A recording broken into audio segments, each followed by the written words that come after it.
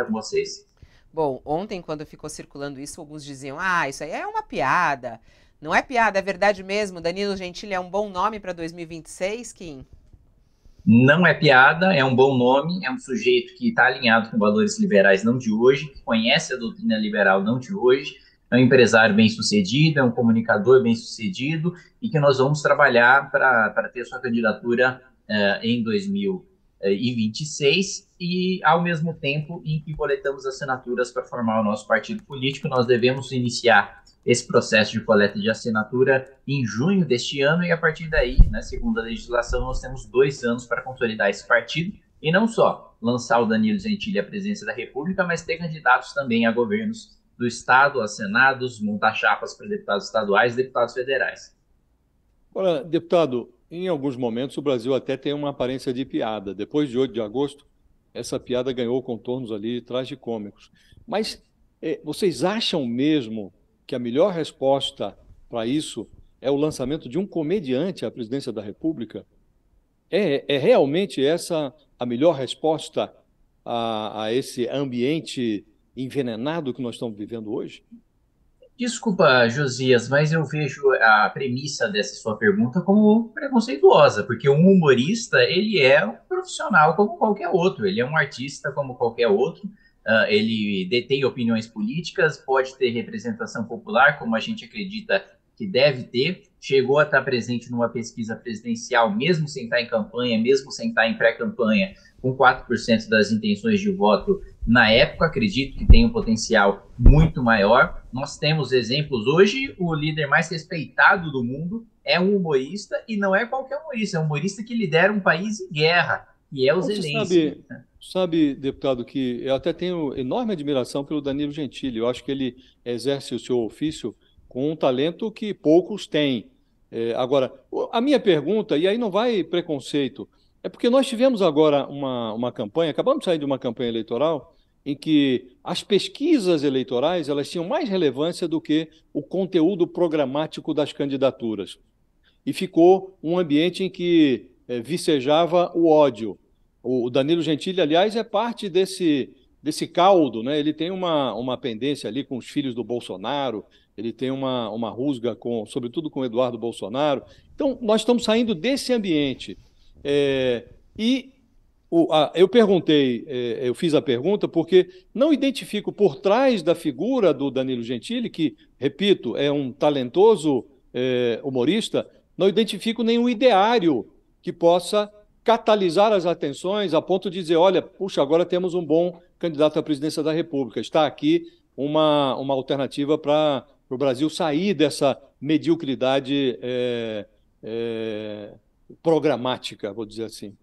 Olha, Josias, não só eu te garanto que o Danilo ele conhece e detém muito mais conhecimento em relação à doutrina liberal, eu conheço ele já antes mesmo de ter um mandato, de ser político, conheço desde 2012, é um sujeito que sempre professou ideais liberais e que está aberto a construir um programa de governo que chame mais atenção do que qualquer tipo de acusação de que a candidatura dele seria uma piada, ou seria só um bait, ou seria só para chamar a atenção. Né? Nós temos discutido qual internamente no próprio MBL nós devemos formar, e isso deve guiar a candidatura do Danilo Gentili, que a gente tem chamado de livro amarelo, que é uma série de políticas públicas para a saúde, para a educação. Eu acabei de ser presidente da comissão de educação, temos políticas públicas já que poderíamos defender publicamente, como a ideia do professor formador, aquele que tem boa didática e dá aula para outros professores para multiplicar essa didática, a ideia do ICMS educacional também para incentivar as prefeituras a adotarem as melhores práticas na educação, a ideia de você ter um programa de mérito nacional também para levar os melhores alunos para fora do país como um incentivo, né, e para mostrar principalmente para os alunos mais pobres que eles têm perspectiva. Economicamente falando, nós temos debatido bastante a necessidade de se reindustrializar o país,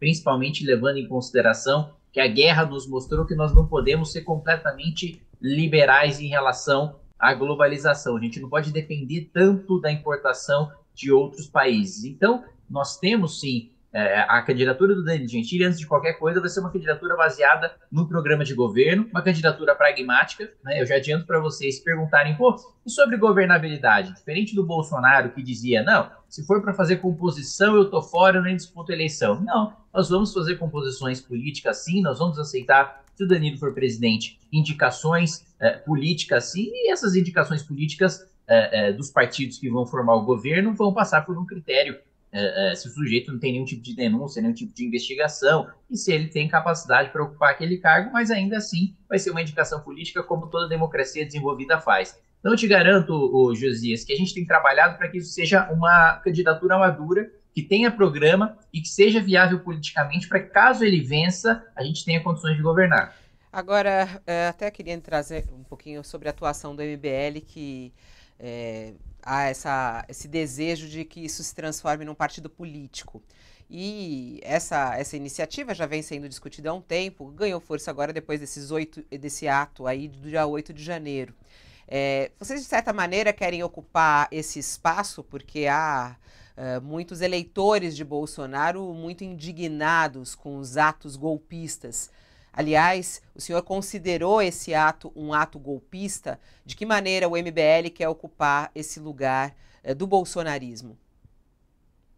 Eu não tenho a menor dúvida de que foram atos golpistas e eu não acho que o MBL queira ocupar o lugar do bolsonarismo, mas sim mostrar que existe uma massa de pessoas que votou no Bolsonaro simplesmente por rejeitar o Lula, mas que não apoia a invasão, golpe de Estado, terrorismo, ou o que quer que seja. São pessoas que gostariam, aliás, que outro candidato de direita, razoável, republicano, democrático, ocupasse esse polo de oposição em relação ao Lula. E a ideia de formar um partido político, Fabiola, não vem após esses atos. O MBL, desde, digamos assim, já 2 anos após a sua fundação, já tinha a ideia de se tornar um partido político. Agora, era muito burocrático e muito caro de se fazer isso, segundo a nossa legislação. Hoje, nós felizmente acreditamos que temos a militância e a estrutura necessária para coletar. Não vai ser fácil, vai ser um desafio grande, mas acho que nós estamos preparados para começar esse processo de coleta de assinatura em 2 anos. Você disse que há muitos eleitores do Bolsonaro, né, que votaram nele só votando contra o Lula. Foi o seu caso, deputado? Eu não votei em ninguém, eu votei nulo, né? Justamente por acreditar que são 2 criminosos e que Bolsonaro tem grande responsabilidade pelo fato do Lula ser presidente da República, por uma série de atitudes que ele tomou, a começar pela nomeação de Augusto Aras para a Procuradoria-Geral da República, que acabou com os modelos de força-tarefa da Operação Lava Jato. Ironicamente, ele retomou agora o modelo de força-tarefa para combater o bolsonarismo, com a indicação de Cássio Nunes para o Supremo Tribunal Federal, que votou a favor da suspeição de Sérgio Moro, ajudando a soltar Lula e a que Lula tivesse seus direitos políticos para disputar a eleição.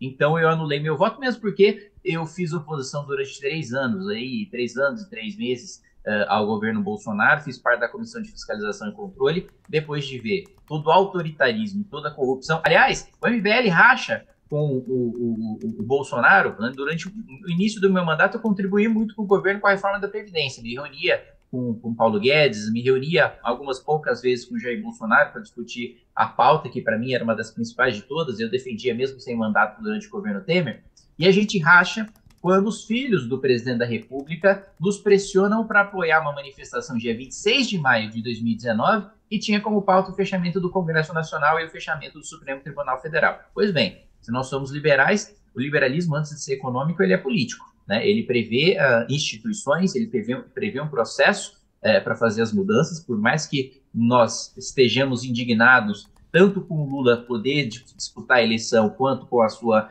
vitória, nós reconhecemos justamente porque a nossa saída é institucional, a nossa saída não é revolucionária. Deputado, o MBL, embora não tenha se organizado ainda como partido, vários dos seus integrantes estão na política, né, utilizaram outras legendas, como barriga de aluguel, se posso dizer assim.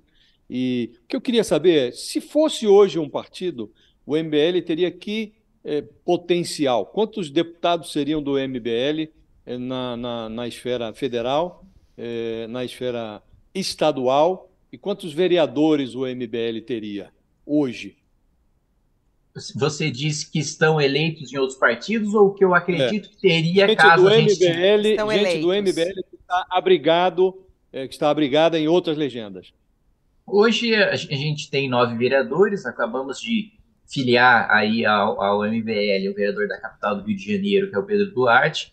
Teremos eu como deputado federal, o Guto Zacarias como deputado estadual e com grandes chances de assumir o mandato, a Amanda Vettorazzo, que é a primeira suplente de deputado estadual na Assembleia Legislativa do Estado de São Paulo. Agora, nós acreditamos que formando um partido político, nós atrairíamos muito mais pessoas para disputar as eleições e nós estamos muito mais bem estruturados para disputar a eleição, porque nós temos uma iniciativa que é a Academia MBL, que busca formar quadros e que nós já estamos aí entrando na terceira turma, com 2.000 alunos formados e com gente já preparada para disputar as eleições, já as eleições municipais, as próximas eleições de 2024, para formar base para as eleições de 2026. Então, eu acredito que uma vez que a gente tenha um partido político, a gente deva atrair não só gente que queira disputar a eleição, mas políticos já com mandato que simpatizem com a nossa ideia.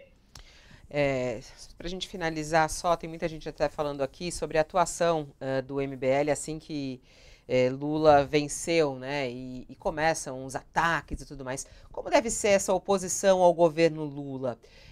Porque alguns questionam, é possível fazer uma oposição sem destruir o país, sem destruir a política do país? De que maneira vocês pretendem atuar durante a gestão Lula? Olha, eu acho que a gente vai fazer oposição justamente para evitar a destruição do país, né? Porque as primeiras notícias que a gente tem em relação ao governo Lula são muito ruins, né? Tanto do ponto de vista econômico, em que Fernando Haddad anuncia o pacote de 200 bi, que eu diria economizaria no máximo 100 bilhões de reais, e isso levando em consideração o aumento de imposto em cima dos combustíveis.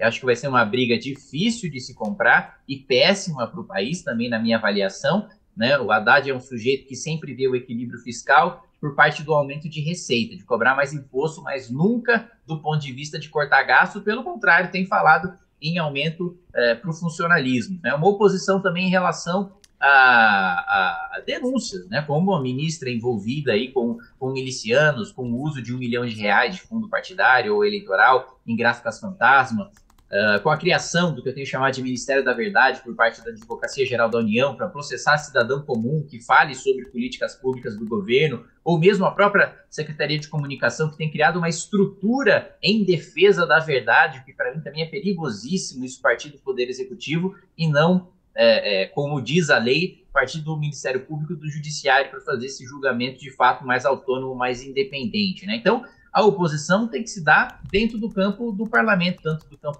da institucionalidade, com CPIs. Agora, o Lula, de uma maneira muito curiosa, não quer que aconteça a CPI dos atos antidemocráticos, não quer que essa investigação seja feita. Não sei se ele teme a responsabilização a alguém no governo federal, mas isso cheira muito mal na minha avaliação, porque havia uma empolgação grande de parlamentares do PT e da base de esquerda, do PSD, do PCdoB, para se fazer a CPI, e de repente o Lula disse que não interessa, de repente o Lula disse que é contra. Então, na minha avaliação, o papel da oposição não é fazer oposição a todo custo, né? Se o Lula enviar, por exemplo, uma âncora fiscal, uma nova âncora fiscal que eles devem enviar via lei complementar, e for uma boa âncora fiscal, não tenho a menor dúvida de que eu vou votar a favor, né? Se o governo Lula enviar corte de gastos, simplificação de impostos, não tenho a menor dúvida de que eu vou votar a favor, né? Não voto contra simplesmente porque veio de determinada pessoa. Agora, a maior parte, infelizmente, eu vejo que a maior parte das agendas do governo Lula começaram com retrocesso econômico e com cerceamento a liberdades individuais. Kim Kataguiri